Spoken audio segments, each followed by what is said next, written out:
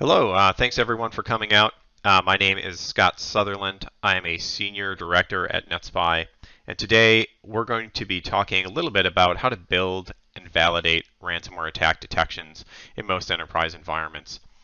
At NetSpy, for those of you who don't know me, I oversee the umbrella of services related to network penetration testing, as well as adversary simulation. And during adversary simulation engagements, usually we're working with blue teams to refine their detective controls through adversary simulation. And a lot of that is about trying to benchmark what can you see today and how do I build a roadmap to improve visibility in the future. At this point, a lot of what we do is pretty matured. It's very methodical. It's very measurable. But it wasn't always that way. So I thought before I dug into the guts of the presentation, that I'd give a little bit of history on my journey to this point. So over 10 years ago, when we were doing penetration testing, I think what we found is time and time again, we would break into organizations and we would get access to systems, applications, data, the special formula, investment strategies, all those things that make the company money that might be objectives for a red team or a penetration test. And we had a lot of success with that. And over time, we started getting feedback from clients that these vulnerabilities that were found were great at all layers of the environment. But one of the things they were realizing as they went through these tests with us is that not only did we break into the environment and obtain our objectives, but we also did it without being detected. And so they had some big concerns around how do we build detective controls to observe the behavior after an attacker's broken into an environment and is moving around. So initially, we started to do debriefs with the security operations team. So we would come in and we would do a red team, and ultimately we would walk through all the steps and we would try to kind of compare notes. And at first it sounded like a great idea, but there were a few problems with it. The first one being, by the time we came around to do the report review or the full debrief with the security operations team, some of the logs that they might look at that would be associated with our behaviors were already gone. The logs had rotated out, and so they couldn't even verify that they had the data sources required to generate alerts or detections for what we were doing. And that was a big issue. Another big issue was that there was a lot of misalignment, right? We would take action A and they would see an alert in their environment for action B, but they would try to correlate the two, and they just weren't really a match. So there was kind of a miscommunication problem, right? And that was largely due, we thought, to the fact that we weren't doing this together, right? We were debriefing them at the end of the engagement, but that wasn't really enough collaboration to make this meaningful and useful to security operations teams. So the next evolution was to do what we kind of now refer to as a purple team, right? We worked together with clients on a penetration test, a red team, and they're kind of riding shotgun, right? They're kind of a student during this portion of the engagement. We walk them through our methodology online, how we're making choices about what we're doing. And as we're taking actions, they can go through and look at their telemetry, look at the logs, look at the alerts in real time during the engagement. And this was incredibly useful, right? For once, or finally, we had the logs if they were available, and we had contextual execution. And not only did this allow them to get insights into the specific techniques we were using, but they could use it as an opportunity to kind of educate themselves on how these techniques function, right? So it was almost like a little class as well.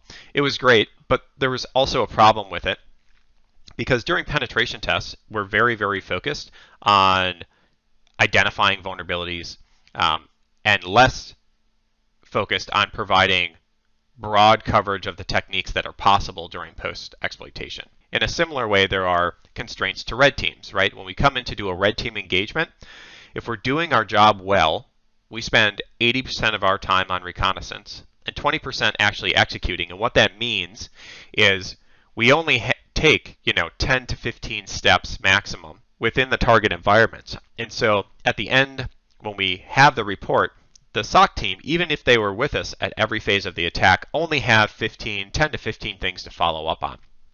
it doesn't really give them a broad view of what they can detect and what they can't. And that's reflected in the next year's test, right? Last year, we might have come in and done a red team engagement and found 15 things to follow up on, both from a preventative and detective control perspective.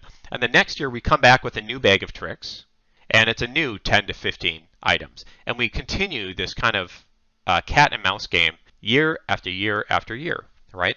And so eventually clients came back and actually started asking, how do we get broader coverage? We want to know what are the common techniques used by most threat actors, and how can we inventory those and get ahead of it? So what we started to do quite a while ago, around the 8 to 10 years ago mark, is we started to inventory all of not just the attack techniques for breaking into environments, but also all the lateral movement techniques, all the defense evasion techniques, all the persistent techniques that we knew were common and used by penetration testers and real-world threat actors. And so we started to use this inventory to level up the purple teaming, so that when we came into an environment, we weren't doing a pen test, we weren't doing a red team. The goal was, at that point on, to evaluate each of the individual techniques to understand what logging, detection, alerting, and response capabilities they had for each of those techniques, so they could start to measure coverage, right? And soon after that, MITRE started to emerge and has since become, right, the industry standard for tracking the taxonomy of post-exploitation. They give us a language, a common language, to talk about what are the tactics, the techniques, and the procedures being used by real-world attackers. And they give us a way to kind of ubiquitously measure these things, right? So what we did was we took our library of techniques and we started to map them to the MITRE language, right? So that everyone's kind of singing off the same sheet of music. And so that's continued to evolve into the breach and attack simulation services that we have today. And ultimately, it influences how we recommend to clients how to approach being more resilient to ransomware, and also how to detect it earlier in the kill chain. And so that's going to be the focus of today's discussion. But before we go into all the detection stuff, let's just talk about what ransomware really is, right? I think we all know it's encryption. We know that attackers are going to hold us hostage until, or hold our data hostage until we pay the ransom.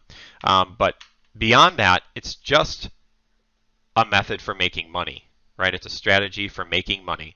And because it's working, criminals are doing it. They're going to do it until it stops working. So as a community, as a global community, as an IT community, how do we combat this? Because it's not likely to change unless three big things happen. The first one is we need to make it too risky, right? We need to make it punishable. Those people who deploy ransomware need to go to jail. And we've started to see some global efforts around that. Revil is a group, ransomware group, that there was a global initiative that went underway, and we were able to disrupt their infrastructure. Many of those folks also went to jail, and it kind of sent a message out that there are or can be consequences to these actions. But that needs to continue to be effective, right? We also want to make it less profitable, right? So you see Bitcoin and other cryptocurrencies being used as a way for individual threat actors to funnel or launder money. And we need to make that harder. So you've seen some new policies trying to make cryptocurrency management a little bit more transparent, to make it harder to use it as a medium to get paid, right? At some point, hopefully, it will be too risky and not profitable enough to incent criminals into kind of using this as a medium for criminal activities. But as IT professionals, as champions within our own organizations, we don't have a lot of control over these first two items. But what we can do is we can try to raise the bar a little bit, right? Let's try to make it harder for attackers to get in and stay in, right?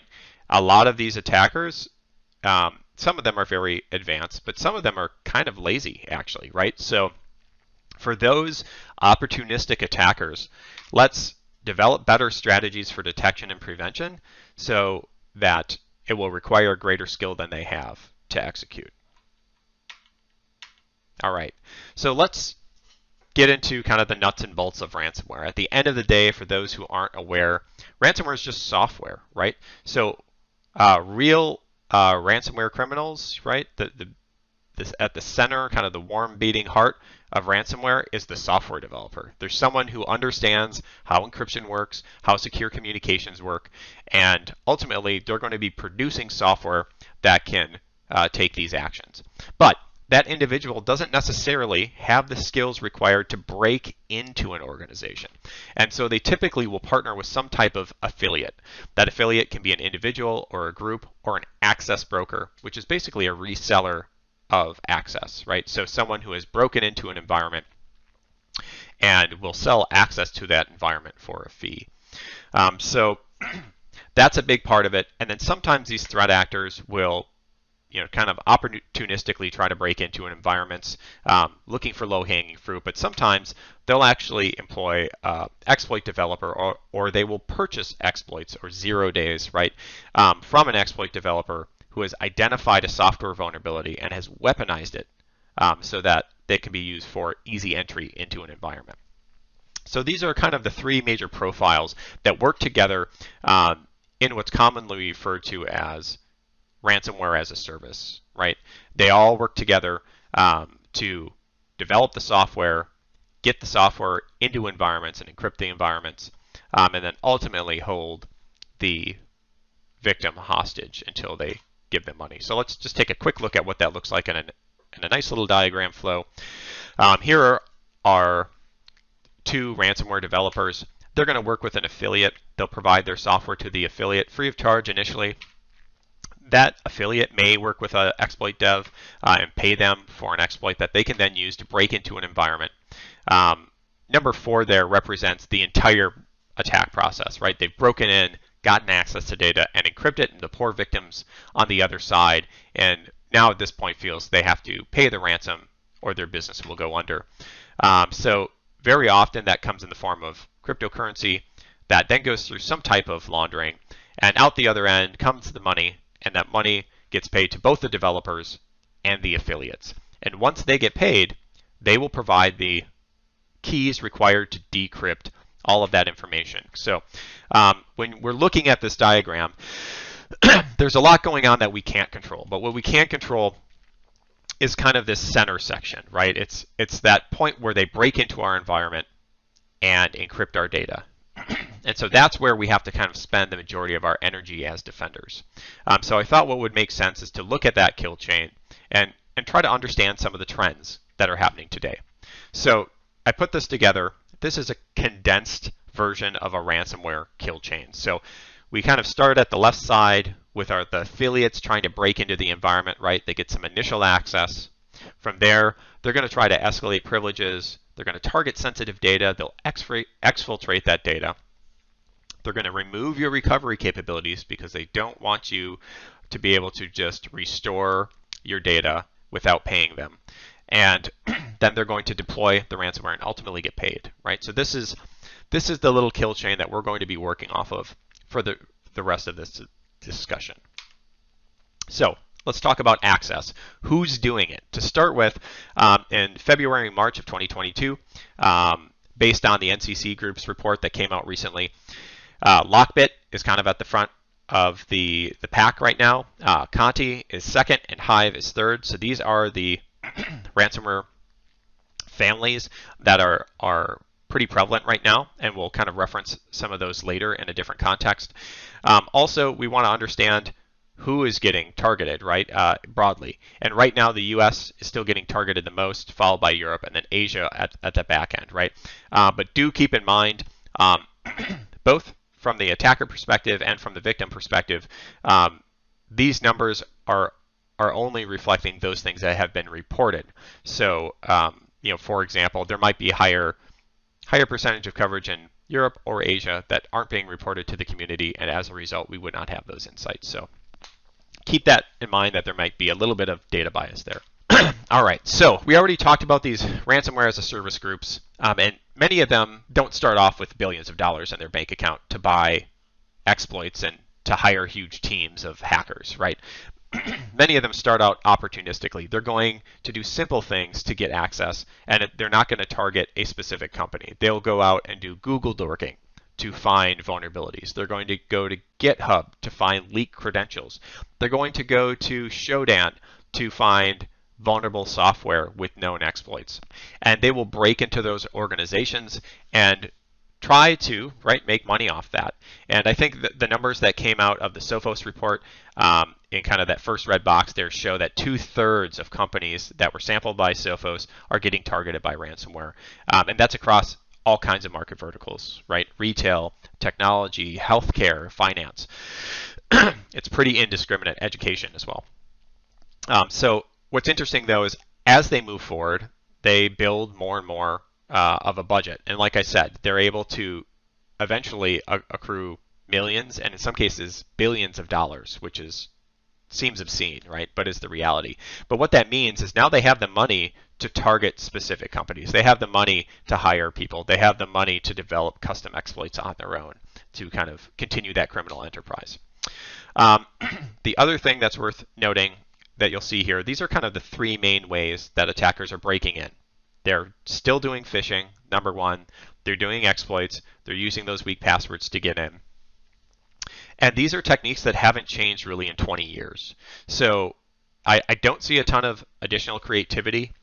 There's one additional thing to be aware of that I'll touch on later. But for the most part, the only thing that's changing here are the exploits from an attacker perspective. All right. One of the other neat trends, or interesting trends, I should say, that's evolved over the course of 2021 is the increase in the number of access brokers. And like I said before, access broker is an individual or a group that breaks into companies and then sells that access to others. So the access broker themselves might not actually be involved in the real ransomware attack, but they might have sold the access to a ransomware attacker, right? So it's a reflection of kind of a growing market, which is a little bit scary, but definitely interesting, at least from an academic perspective. It's maybe an indicator that the problem might right now be still on an upward trend instead of a downward trend. Once they're in the environment, they're going to try to escalate privileges. They're going to move around your environment and move laterally, right? And the techniques that they use are going to vary wildly, which we'll also talk about later. But they'll escalate locally, and there's been a lot of focus in Active Directory, but we've also seen a lot of movement into the cloud, right?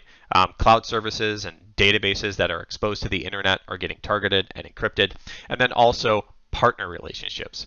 So you'll see, for example, they'll take over company A, and company A may own B and C, company B and C, and they'll actually try to encrypt and extort all three companies independently. And that's kind of an interesting evolution, and it's largely due to the improvements that most of these ransomware attackers have made in key management. Originally, there was one encryption key and one decryption key, public-private key pair, right, that was generated for each client. Now, or each victim, I should say. Now, the keys are generated per system, which means if they accidentally take over an organization that happens to have connections to two other companies and they're using automation to deploy the ransomware, they now have the flexibility to do it in phases or to extort those companies individually. So that's another interesting evolution. Now, once they eventually get to targeting data, right, they have all the access they need. They want to start to target data so that they can resell it, so they can extort you later. I think it's pretty intuitive that it's going to be non-public regulated data, HR data, etc. But the two items I want to call out, which are interesting, was the first one was insurance policies. So when we take the Colonial Pipeline breach, for example, it was shown that a lot of the attackers involved in that were looking at the insurance policies so that they can make a business decision, as ransomware professionals around what is the right number to ask for. You know, they want to increase the chances of them getting paid the most amount without alienating people. And so they're using those insurance policies to help inform their asks. The next one that's really interesting and really scary is supply chains, right? They're looking into software that is then deployed to other companies. So think of it like this, right? If I, as an attacker, break into Microsoft and I backdoor their Office suite, the next time everyone in the world goes to update Office, they're going to get my malware or my ransomware. And that is the impact of software supply chains, right? So as a result, a lot of companies we work with are doubling down on their third-party risk management, right? Who do they work with, and making sure that the software they're using, the vendors they're working with, are locked down.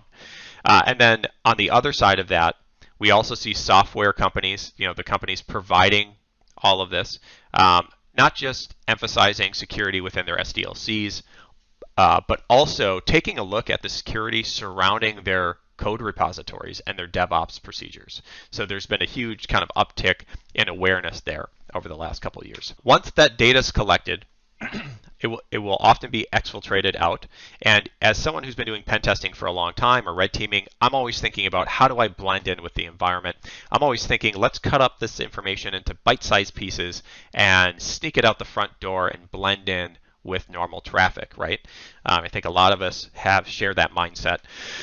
But what's actually happening in many of these scenarios is the data is being uploaded in bulk, right? It's being uploaded in gigabytes and in some cases terabytes of unencrypted data over protocols like SSH, FTP, and rsync, which is just kind of bold, right? It's something I wouldn't do as an attacker, but obviously these attackers have done it many times and feel like this is the easier route than trying to drip it. And through the breach and attack simulations that we do, one of the things that we've realized is that a lot of companies have data sources to identify large file uploads, but very few of them have any alerting associated with it. So that's quite interesting. All right. And then over time, starting in 2020, exfiltration wasn't always a big part of ransomware attacks. So now we see data exfiltration being a core part of most ransomware operations. Once they have gotten the data out of the environment, now they're going to remove your recovery capabilities. And naturally, that's going to happen locally. But also, they're going to want to remove your recovery capabilities everywhere else too. Backups don't just live locally. They also live on servers on the network. So they're going to target those backups. Sometimes they'll remove them, sometimes they'll encrypt them, or sometimes they'll tamper with the backup capabilities so that your recovery option just isn't there. Another extension of this would be the cloud, right? They're actually encrypting cloud data and virtual machine snapshots, because many people work off of virtual desktops these days. And I think attackers have evolved with those technology trends. Now, once all of that's removed, they're going to actually deploy the ransomware itself, right? The stuff that encrypts the drive. And what's interesting is a lot of the people producing ransomware are native Russian speakers, and they don't want to accidentally infect a Russian-speaking company or Russian company or government agency. And so a lot of these tools will actually check for the Russian language pack when they run. So there's kind of this joke within defensive groups, which is if we all just install the Russian language pack, no one would get infected with ransomware, which is kind of a half-truth. I haven't seen anyone test it in reality, but it's a curious approach. The next interesting item that not a lot of people are aware of is most ransomware targets specific file types, right? They don't focus on DLLs and EXEs. They focus on doc files and Excel files and 100 other types of data files, right? Because they want to encrypt what matters to you as quickly as possible without getting detected. And so it's a way to kind of improve their performance, if you will. And so there's another on-running joke here, which is if we all just renamed our files, our doc files, to EXEs, once again, they'd never get encrypted, right? And so that one's even harder to implement. I don't think anyone's even entertained that idea in reality, but all right.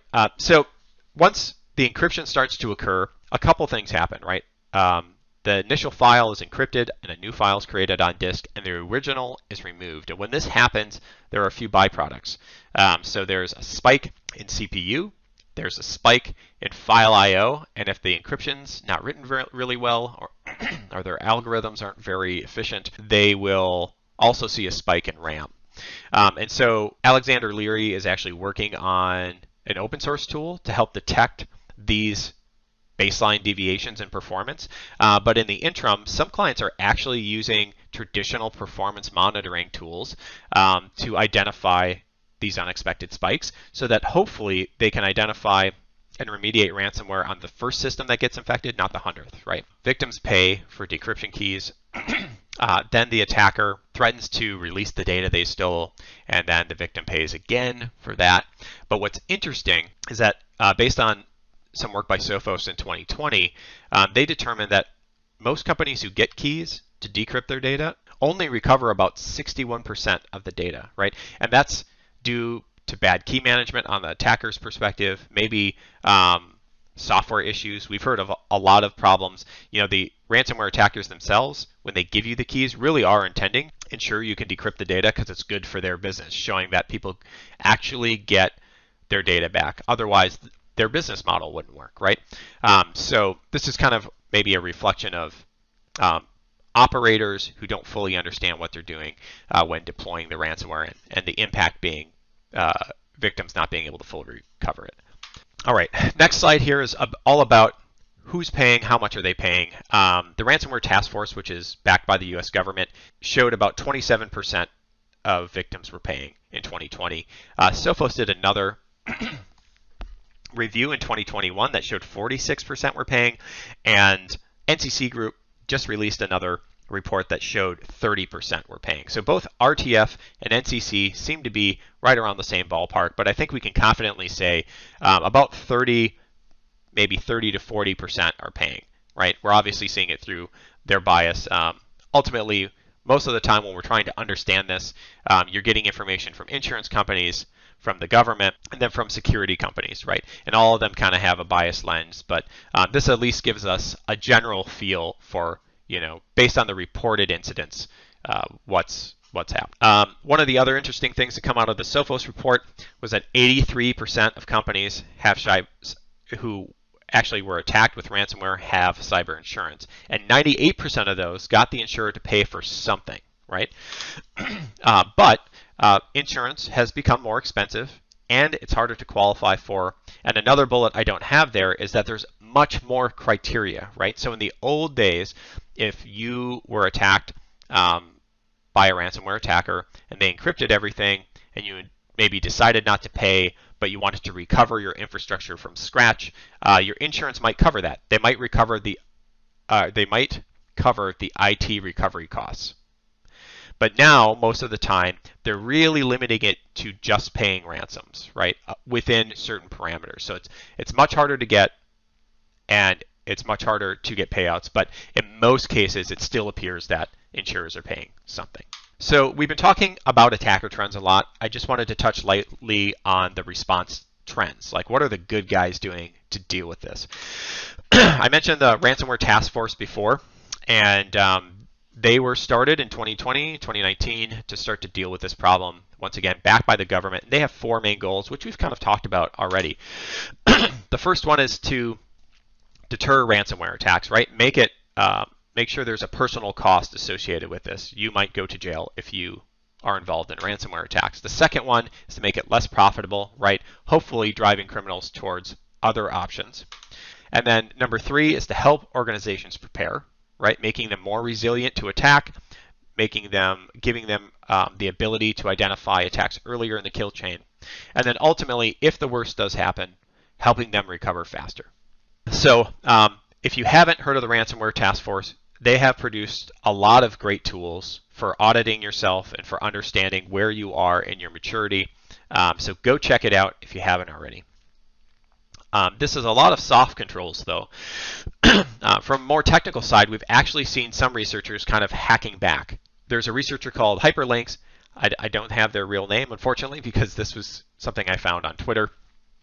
But a security researcher basically found that DLL hijacking was possible on a number of the top ransomware families. So for those of you who are not familiar with DLL hijacking, in short, you're able to write a DLL file to the disk and get an application to load it instead of the intended DLL. And in some cases, you're able to actually get your code to run in the application's process. And in the case of these ransomware families, the researcher has claimed that they can actually inject their DLL into the ransomware before the encryption occurs and terminate it so that the drive's never encrypted, the files are never encrypted. And I thought this was a really neat way to approach the problem. So lots of different approaches at the ground level as well as kind of government state levels. Those are kind of the trends. Let's talk a little bit about what companies are doing to prevent ransomware. When I started to think about prevention, what it reminds me of is vulnerability management, right? Vulnerability management is designed to keep people out, ensure that there are no soft spots in the environment. And I started to think about what's the definition of a vulnerability, right? And over the years, it's kind of changed, right? I've been in the industry for the better part of 20 years. And in the beginning, in the 90s, a vulnerability literally meant like you had a missing patch. And so at some point, we realized it's not just limited to missing patches. We started to see attackers breaking in through weak passwords, through protocols that didn't have authentication or encryption. And so we're like, okay, it's not just missing patches, it's also weak configurations. And then time went on and web applications took hold and everyone started doing business online, and suddenly there's this whole new attack surface. Out of that, everyone started getting breached through web applications. And so for those of you who are familiar with it, OWASP was born. It's the standard for evaluating application security, which became a part of every IT standard. Every vulnerability management program now includes OWASP to some degree. So we realize insecure code is also a big problem. But it's not just these three things. When we think about it, none of these three categories is required to get unauthorized access. Like we talked about earlier, a lot of these attackers are getting in with weak and default passwords and just logging in, right? They're that don't have MFA. They're getting access through phishing, which is still the #1 method for breaking in, right? They send an email, user clicks something they shouldn't, and now the attacker is executing in a user context on a domain joined system. All right, so, and then after that point, they start to blend in and operate like a normal user. And so what I realized is we really have to start thinking about malicious behavior during post-exploitation as a vulnerability. We need to understand what does malicious behavior look like and track it, right? It needs to be tracked similar to a vulnerability where we can create a ticket for it owned by the Security Operations Center or SOC or IR teams and be able to get better coverage over time.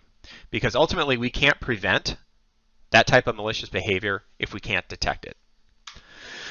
Ignorance is not bliss when it comes to ransomware. So what I thought would be worthwhile before going more into prevention is just highlighting where most of the industry is today, right? We've started tracking visibility metrics with clients, 5 or 6 years ago, but I didn't actually start pooling that data until 2019. And so in 2019, what we determined is, when we run through 300 TTP tests with clients to determine what level of visibility do you have over these common malicious behaviors, what we found is that there was only about 15% visibility and 85% blind exposure. They couldn't see 85% of the bad things we were doing. Now, over time, we've tracked that, and in 2021, we just wrapped up those numbers, and we could see that there's been an increase, right, from 15% to 23%. So clients are getting better. This is partially due to self-awareness. This is also partially due to tooling, but you'll notice it's still pretty low. And so a lot of clients are curious about why. So I put together this short list of why the industry still has such low visibility into attacks that happen after initial access.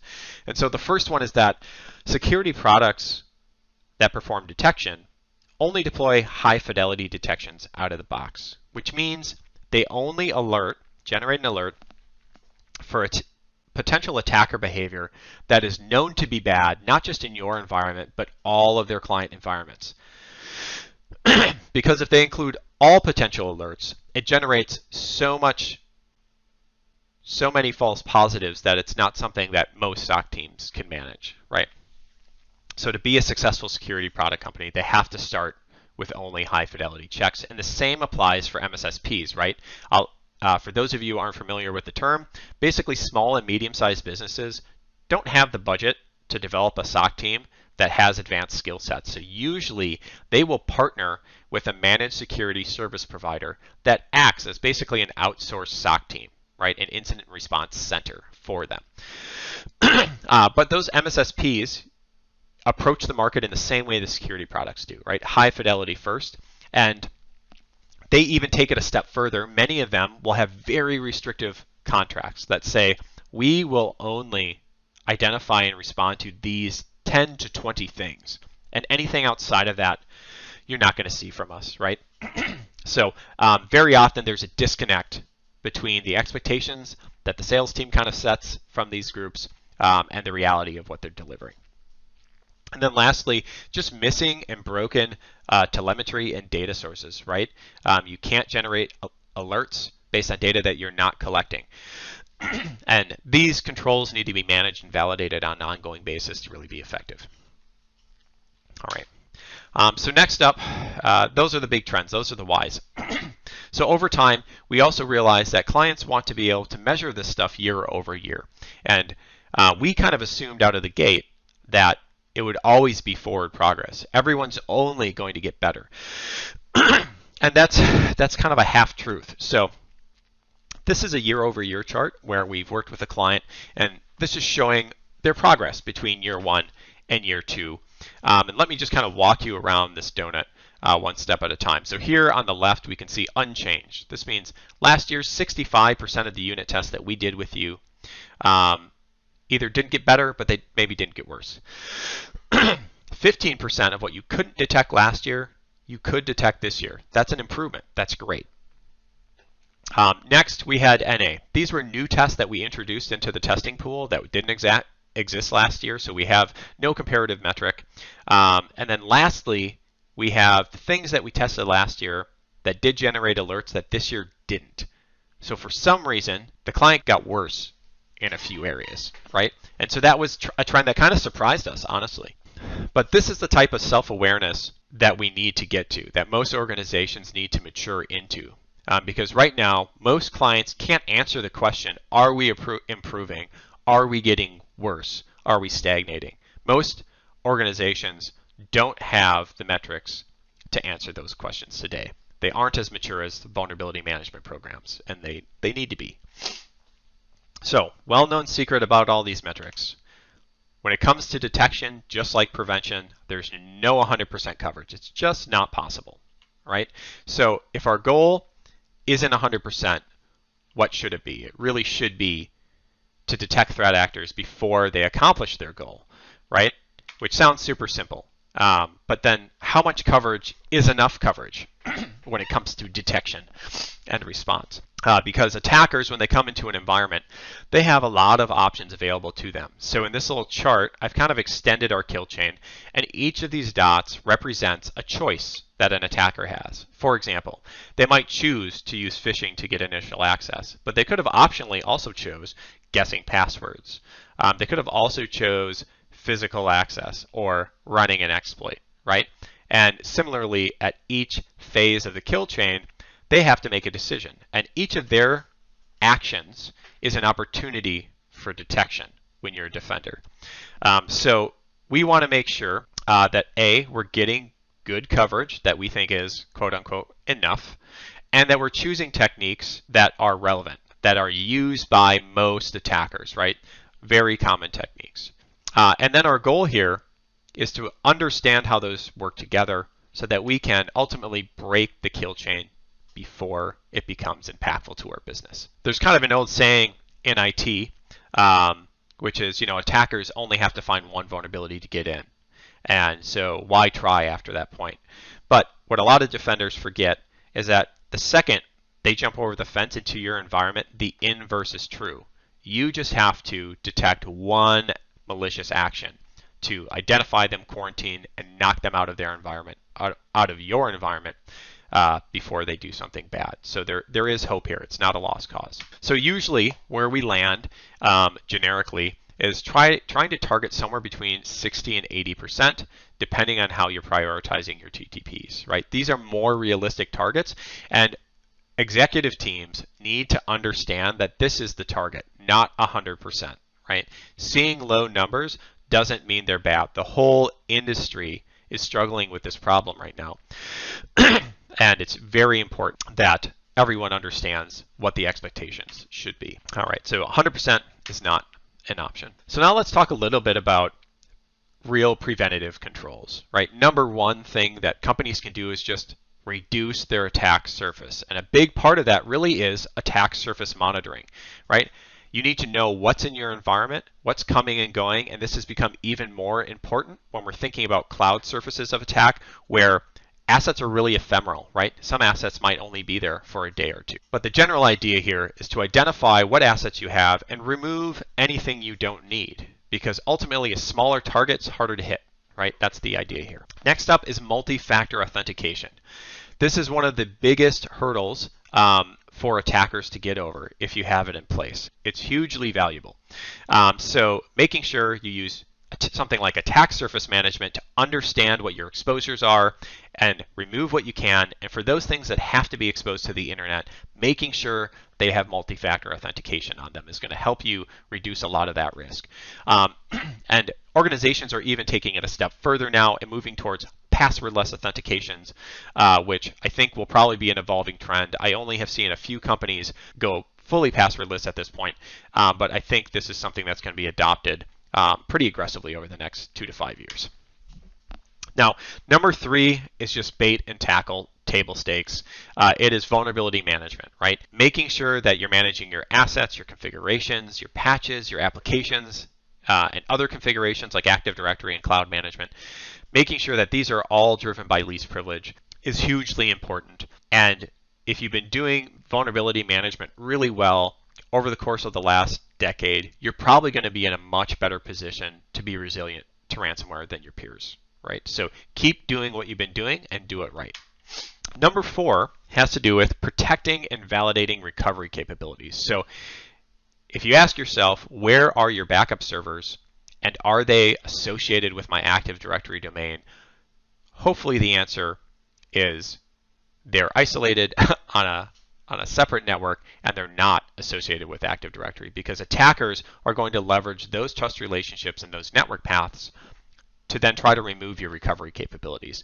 And another thing to note is that even if you're air-gapped, even if you have immutable and offline backups that are stored in a mountain somewhere, you have to make sure that they work, right?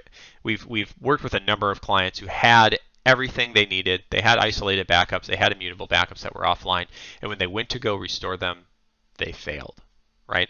And at that point, you have to pay the ransom. So try to avoid being in that situation by validating that as part of your BCP plan.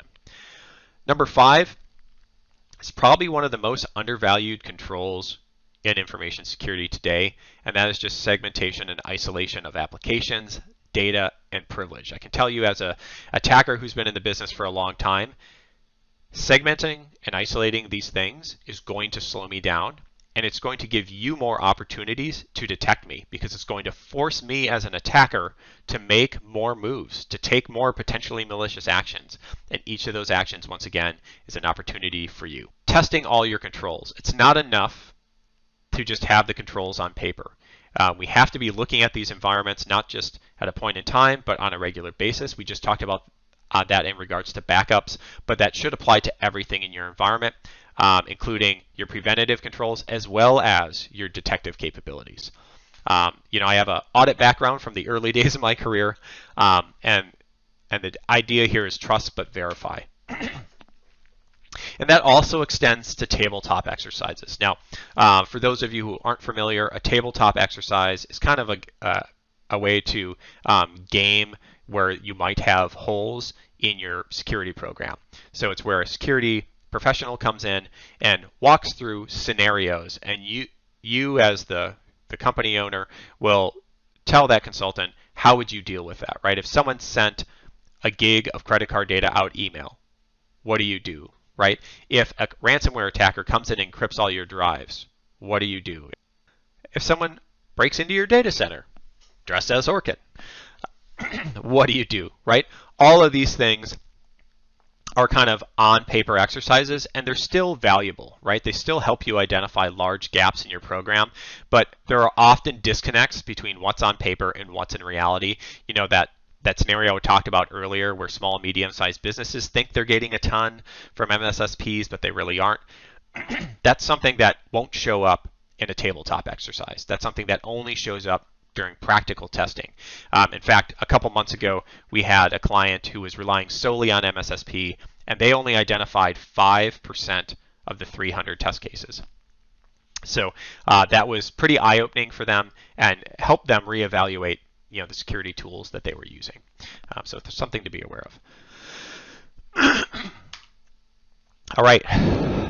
Next, one of those common surfaces of attack are shares, right? Ransomware attackers will go after them. I have another presentation that covers this in more depth, but very briefly, this is an open source tool that can help you map out where shares are in your Active Directory environment, help you quickly identify where the high-risk shares are, and then also provide some data insights that will help you streamline some of that remediation. So you might be able to remediate maybe 10,000 shares at one time with one action rather than having to go through each of them individually.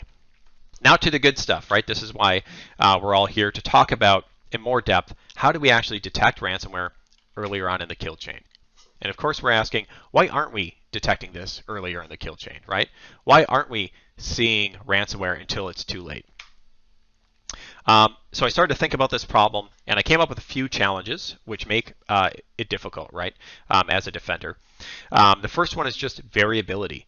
We have the number of ransomware threat actors is growing. We talked about it being a profitable medium for criminal enterprise, and people are recognizing that, and they're jumping on the bandwagon. And as that number grows, the variability of the software that they use to break in and move around increases, how those techniques are used together increases, and so it just makes it more challenging as a whole.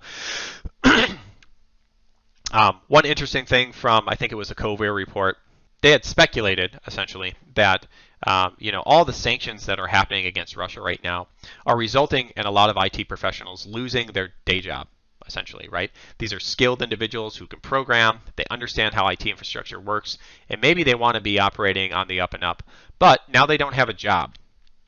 And they do have families they have to feed. And at this point, maybe for them, ransomware is a valid option for income. And so we might start to see a switch or an increase in Russian attackers because of that. And that's just one inference, but even if that wasn't happening, we're still seeing an increase, right? Once again, we talked about this earlier, right? Here's the chart. In this instance, there's like maybe 28 scenarios that can be run through. But variability, once again, comes down to what are the techniques that are being used, what is the volume of techniques available to an attacker, and then also how are they working together. The next big challenge is that most companies are really relying on indicators of compromise to save them from ransomware right now. And just to remind people, an indicator of compromise is typically an IP, a domain, or a file hash file name, right? But the problem with indicators of compromise is that they came from a compromise, right? And if you're the company who was initially compromised, it's already too late, right? There are no IOCs for the company that was compromised by the ransomware campaign first. So it's important to kind of look left on the kill chain because right now, with those indicators of compromise, many of them don't allow you to identify the threat until you're already at the back end of the kill chain. So what we want to do is focus more on behavior-based indicators that look at the kill chain in its entirety, right? The problem is most companies aren't doing this very well. And so not only do they not have visibility, but they have no metrics. Not only can they not see things, they don't know what they can see, and they don't know what they can't see. So to move the industry forward, where do we start? I'm going to give you a starting point. that starting point is going to be the detection pipeline, right? Starting to understand the fundamentals of how to build detections, right? And this is it's a great diagram. It's a great workflow that was put together by Derek Wilson from NetSpy's breach and attack simulation team. So big shout out to him, big thank you to him. But this all starts with logging, right? Once again, we can't generate alerts on data that we're not recording or storing. So we need to make sure that we have data sources that we can use to identify anomalies and artifacts associated with bad behavior. Now, from that data source, we can generate what we refer to as detections, right? These are things that might be an anomaly, they might be bad, but usually they don't immediately become visible to a SOC analyst, right? They're not going to show up as an alert, but they are identified as something, right? Something that could be bad. Now, from this, from detections and from the data sources, you can create high fidelity alerts that will then show up in a pane of glass that an incident responder is looking at. And that's how we distinguish between detection and alerting, right? Alert is something someone's going to take action or supposed to take action against. And all of these things are technology implementation, right? These are all technologies that we put in place at different levels of our environment, at the host level, at the network level, at the cloud levels. And these need to be built and tracked and measured independent from the response itself, right? A lot of time you see companies measuring time to respond, right? Or time to identify. And while that's an okay metric, they're not getting a granular understanding of how these tools are actually functioning within the context of a real kill chain. And so that is something that we need to kind of work on changing. Like I said before, these are all technology items. And to the right of that dotted line, we have response, which is all about people and process. And we still need to measure those things. Red teams are a good way to do that. Detonation tests are a good way to do that. But that is a set of processes that are managed and measured separately from the technology.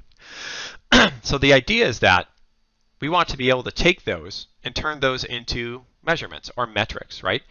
For individual techniques, right? So does a technique or a tactic or a procedure have a log? Is it detected? Does it generate an alert? And would someone actually do something about that alert? But I thought, some people aren't really familiar with the terminology, so we'll run through this really quick.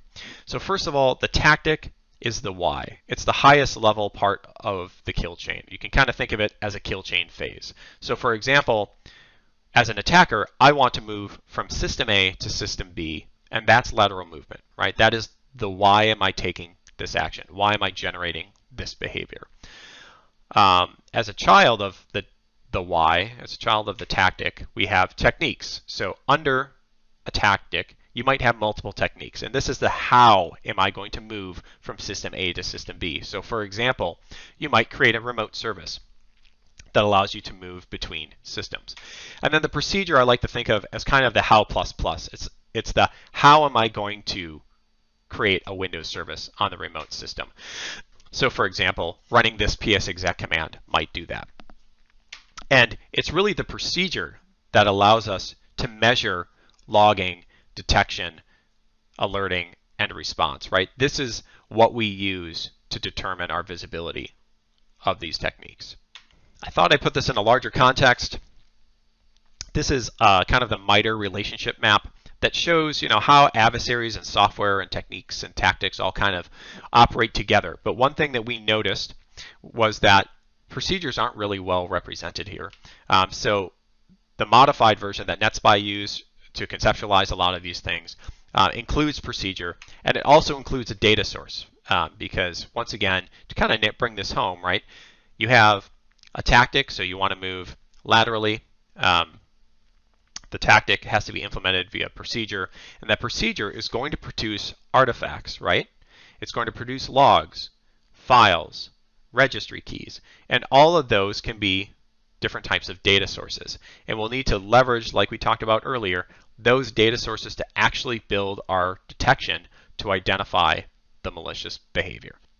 So while it's actually still a great conceptual model to help people kind of wrap their head around what's required to really build effective detections. Now, When companies get started building out detections on their own, they often ask, what techniques should I get coverage over? I've looked at MITRE ATT&CK, and it's huge, which ones are the most important? And so there are a number of industry reports that I'm not going to read off, but every year those are released, and each of those companies has a little bit of industry bias or detection bias, so they'll maybe prioritize some techniques over others.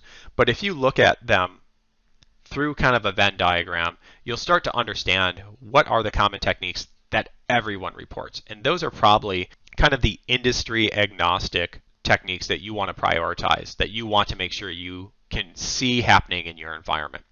And that's a good starting point. And from there, what you want to do is go to your user groups, go to your threat feeds that are relevant to your specific industry or even your company, and prioritize that list from the industry reports using that intel.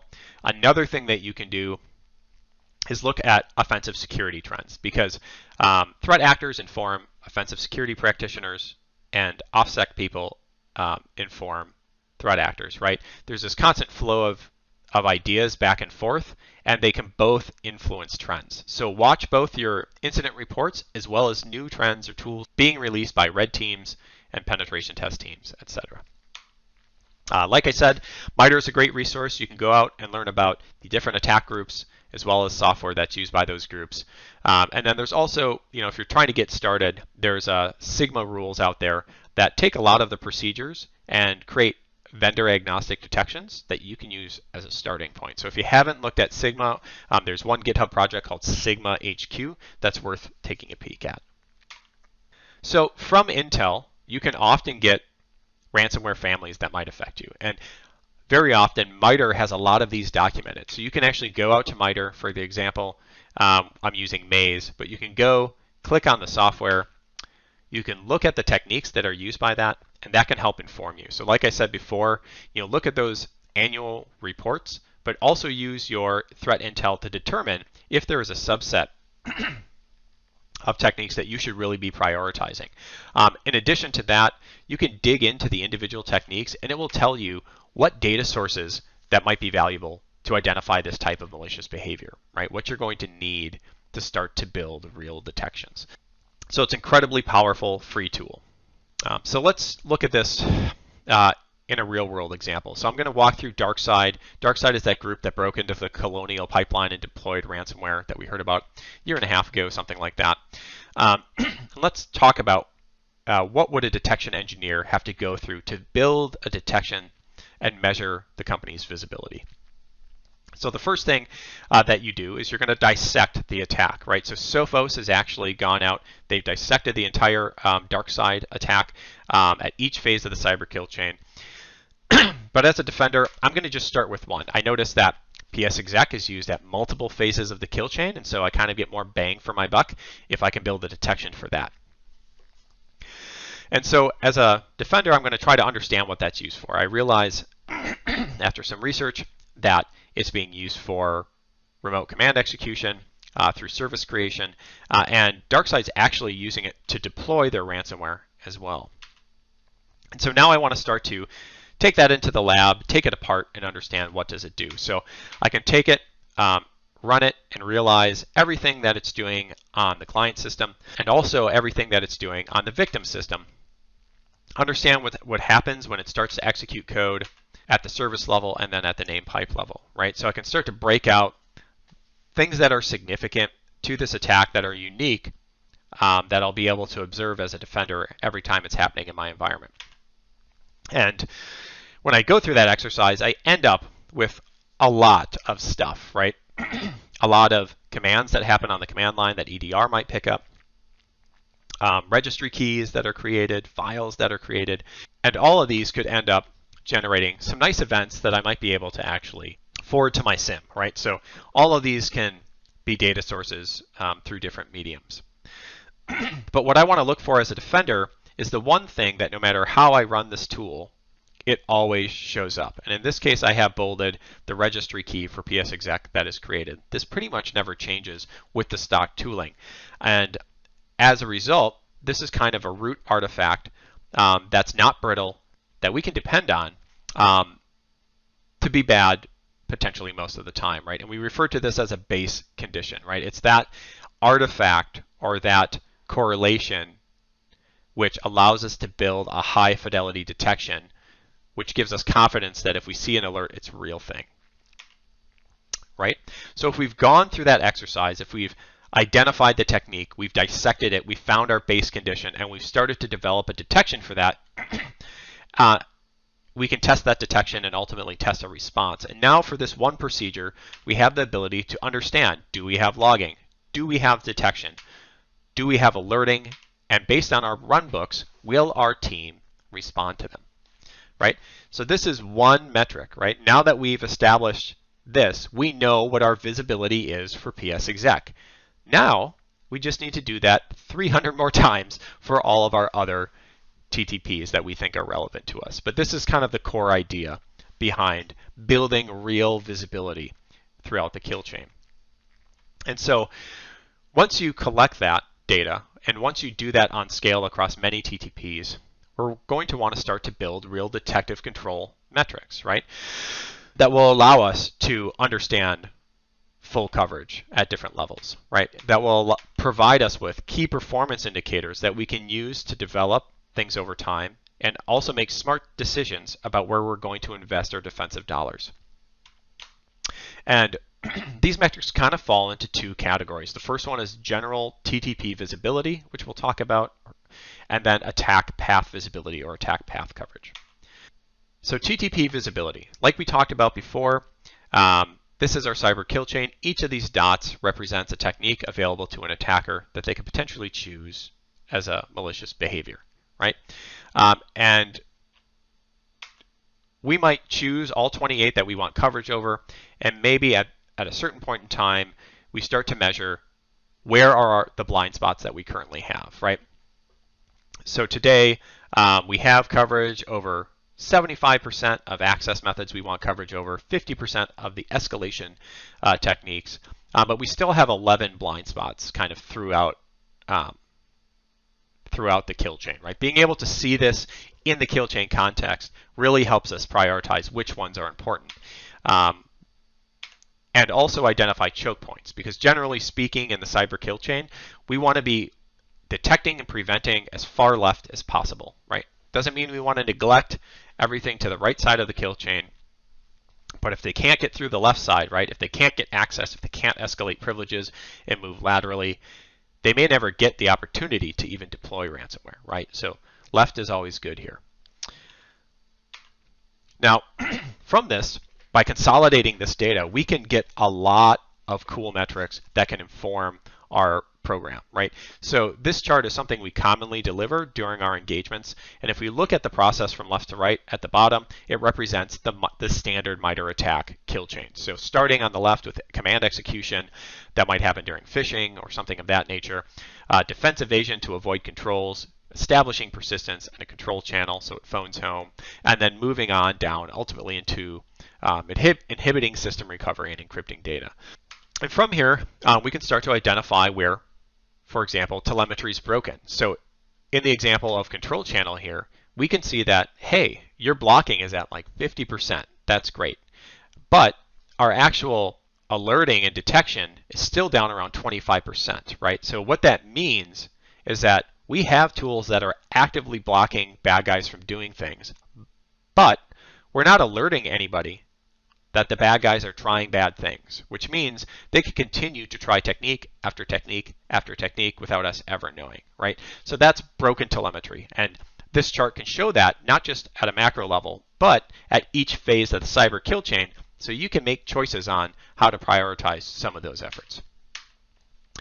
You can also see kind of good things, right? So for example, when an attacker is moving around your environment and performing discovery of things like resources in Active Directory, you might determine through these engagements that you have really great logs. You have the logs associated with all of those malicious behaviors, but you can see your detection and your alerting and your response are still around the 35% mark, right? What that means is actually kind of good news, right? It means that you have all the ingredients, right, to bake the cake. You just need to put them together in the right way. So it means you at large may already have a lot of the resources you need to push this forward And if you have the manpower or time to do it, you can get it done, right? So this can inform your existing team or potentially inform your management that in order to get the coverage that they really need, they need to hire more people. All right, so that's TTP coverage, right? There's a lot more insights that we can gain from this. It can be a great tool for evaluating your MSSP or a security product, but generally speaking, it can give you that program level coverage to help you make good choices. Next up, we have attack path visibility and coverage. Once again, each step in the cyber kill chain is a choice, right? So if we were just evaluating one TTP, it would be one test. It would be considered one attack path. But every time we take a step in a direction, right, it amplifies the potential options to an attacker. So if we, as defenders, wanted to test one access method and 4 escalation methods, we immediately have 4 attack paths. If we increase the number of access methods to 4, very quickly this jumps up to 16 attack paths being represented. And then for each step in the kill chain, each tactic we add, it increases the number of potential paths, right? The potential variability that we were talking about earlier. And so very quickly, even in this very condensed model, we're already at over 16,000 potential attack paths that an attacker might take, right? And so what we want to do is take this model and overlay our TTP coverage, right? So in this example, we've been able to successfully get pretty decent coverage, right? There's only 8 blind spots, right? 28% blind, 72% visible. And now we want to understand, how do we prioritize beyond this? Beyond just moving left, how do we see where the high risk items are? And what is the real risk of these available items? And we were trying to answer that question and determine that attack path coverage is another metric that a lot of companies want to better understand so they can get a clear picture of what the real world risk associated with this might be. So if we look at the actual available attack paths now, it's no longer over 16,000, right? By getting 72% visibility, we were actually able to reduce the available attack paths to less than 1%, which is awesome, right? And from here, we can prioritize further by identifying choke points, right? Identifying TTPs that overlap the available attack paths, right? So that we can close a lot of the doors available to these attackers, right? So this is a really powerful tool for gaining some clarity and some direction when it comes to improving your capabilities. And then, like I said earlier, in combination with that, you want to combine that with threat intelligence, because your threat intelligence may still inform you that even though you think these choke points are the best and we should prioritize them first, the intel might tell you otherwise. It might tell you there's another TTP that you should really be focusing on. All right, so quick recap of detecting ransomware. First things first, we need to develop detections. That's the first step. We need to develop detections and collect metrics. That involves researching TTPs. It involves choosing TTP coverage, building tests, testing those tests, and then collecting the metrics for each test, right? Do you have logging, detection, alerting, and blocking? And then taking those metrics and combining them into views that can inform your decision making, right? Understanding your generic TTP coverage, understanding the relationships between those TTPs within attack path coverage models, right? All of these are super valuable. And then ultimately prioritizing development. And every environment is going to be different. SOC teams are going to know, understand their data sources, their access, and the political landscape of the environment they're working in. So this might change. But at its core, where we've seen some success is when clients start with the blind TTPs that are earlier in the kill chain, right? Once again, starting to the left, then looking for blind attack paths and highlighting and prioritizing choke points. Then leveraging available data sources, right? If you already have a lot of data sources, it's going to be a lot less expensive and time consuming to build detections. If you need to build a new data source, typically that's a larger effort. And then lastly, like I said, don't undervalue the threat intelligence. Do make sure that that's helping you prioritize and shape the direction of your detection development. So major takeaways, relying on malware-specific IOCs really isn't enough, right? It's too late for many companies if they're relying on just IOCs. We need to be developing threat actor agnostic, behavior-based detections so that we can catch attackers earlier in the kill chain. And then the other key point here is that security software and MSSP services don't provide enough coverage out of the box. Once again, they're somewhere between 15 and 23, 25%, right? So you will have to do some legwork to get more coverage, or at least be aware that you're not going to be getting full coverage and accept the risk, right? Once again, ignorance is not bliss when it comes to ransomware. And then lastly, developing real visibility, it's a marathon. It is not a sprint, right? This is something that takes time. This is something the whole industry is still trying to figure out. SOC teams are still trying to find the maturity level that vulnerability management programs have had for the last decade, right? So be patient and be willing to try new things and see what works for your organization. All right. I also did put together a little open source project called Power Hunt. This is a modular threat hunting framework written in PowerShell. And the reason I created it is because when you develop some of these detections like we've been talking about today, very often you'll get these detections in your SIM and generate alerts for all these actions that occur moving forward, right? But in many cases, tooling doesn't support retroactively looking back at what people have already done, or attackers may have already left behind in your environment. And so what Power Hunt's goal is, it's to employ some type of threat hunting capability, right? It gives you the ability to collect all kinds of information about files and tasks and processes and connections, etc., from systems in your environment, analyze them using triage methods, and provide you some reports with some initial data insights, right? Looking for things like LOLBAS, looking for things like management tools that might have been installed by an unauthorized user or maybe an actual attacker, right? We've actually seen attack trends where attackers are installing legitimate remote management software. So it will look for things like that so that you can take action. Like I said, it is written in PowerShell. It leverages PowerShell remoting to do all of the collection, and PowerShell to do the initial analysis. It will give you CSV reports for everything discovered and targeted. It will give you collection summaries for each of the major categories I kind of talked about before. I think there's like maybe 28 to 30 categories of data collection that is done.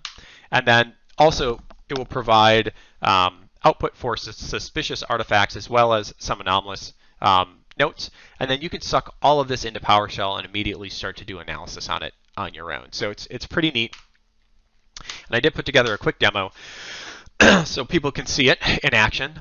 So when you run it on the domain, it will go out to your domain controller and get a list of your Active Directory computers. It will create a directory with a date timestamp so that you don't squash your data if you run it multiple times. You will need local administrative credentials, but you don't need a privileged. Actually, you will need local administrator credentials and a domain account that has local admin on the systems being targeted. But once it finds the computers, it will make sure it has connectivity. It will make sure that PS remoting is installed, and then it will go and execute collection like we saw above there. And then after the data is collected, it will run the applicable analysis modules on each of those data sources, right? So for example, this is going by fast, but you can see it's looking for LOLBAS and remote management software in installed programs, processes, registered services, and in the registry, right? All those different places. I am working on a HTML report, which is not done yet. But for now, you do get this output. I have a summary table, right, for each module that runs both collection and analysis. I note how many computers had artifacts, so you can see how many computers had LOLBAS or had name pipes that were potentially suspicious. And then, like I said, you can dig in to each of these directories and see the details of what was produced, right? So I think that one has to do with either log clearing or adding a local administrator, right? Adding a local admin. And so it has all the information about the system, but also has extracted the relevant logs so that you can take a look at how you want to address that. So lots of good information. Hopefully it's useful to some folks who enjoy threat hunting, and it will be good moving forward.